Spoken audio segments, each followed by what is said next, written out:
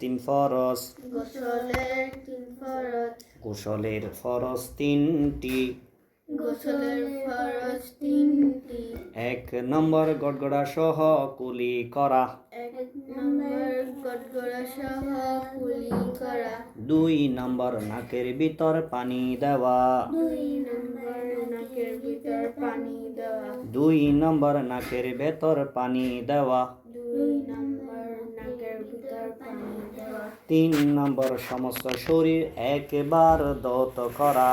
3 নম্বর সমস্ত শরীর একবার ধৌত করা। 3 নম্বর সমস্ত শরীর একবার কি করা?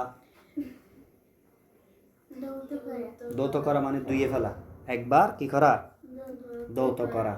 গোসলের 3 ফরজ। গোসলের 3 ফরজ। যেমন যেমন 1 নম্বর গড়গড়া সহ কুলি করা।